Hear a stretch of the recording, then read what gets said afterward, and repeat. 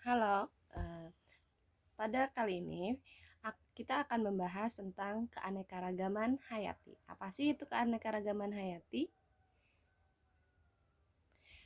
Nah, ada beberapa faktor yang membentuk keanekaragaman hayati. Hayati di sini adalah makhluk hidup, baik itu tumbuhan maupun hewan.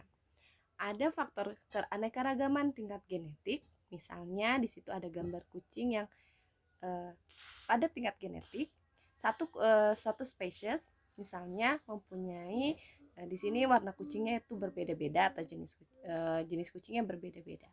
Lalu ada faktor keanekaragaman tingkat individu atau jenis, lalu ada faktor keanekaragaman tingkat ekosistem. Misalnya ini adalah mangga. Ini merupakan faktor keanekaragaman tingkat individu. Lalu ini adalah faktor keanekaragaman ekosistem, di mana ada ekosistem lamun, gurun, taiga, tundra, kutub, ataupun misalnya ekosistem tropis. Nah, ini adalah keanekaragaman ekosistem. Ada persebaran flora dan fauna. Nah, ini misalnya persebaran flora dan fauna ada yang disebabkan oleh faktor antropogenik. Awalnya misalnya jerapah hidupnya di padang savana.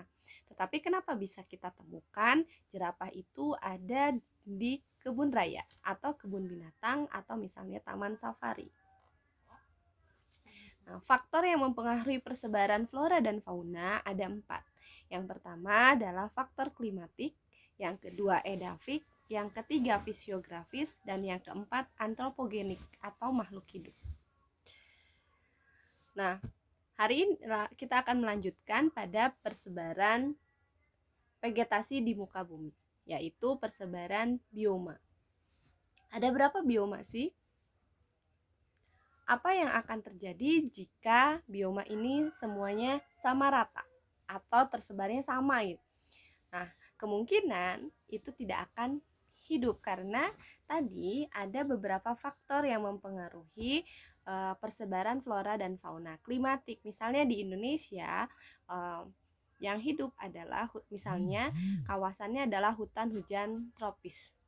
Lalu yang edafik misalnya oleh tanah, perbedaan jenis tanah, dan fisiografis misalnya ketinggian tempat atau bentuk muka buminya.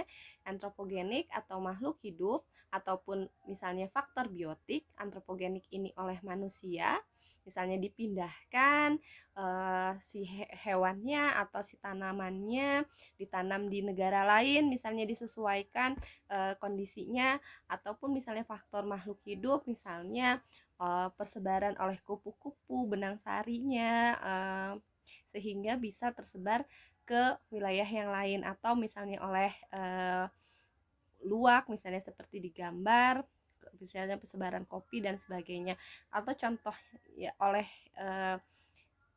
gajah misalnya, karena gajah ini jalannya lama, bisa melakukan perjalanan yang jauh dan biji-bijian itu tidak dapat tercerna, misalnya dari kotoran gajah bisa tersebar misalnya kopi kemana saja, atau misalnya tumbuhan-tumbuhan yang lain. Nah, jadi kalau hewan itu dapat membantu persebaran flora, sedangkan manusia dapat membantu atau mempengaruhi persebaran flora dan fauna. Oke, sekian video pembelajaran dari saya kali ini mengenai faktor-faktor yang mempengaruhi keanekaragaman hayati dan persebaran flora dan fauna. See you next time.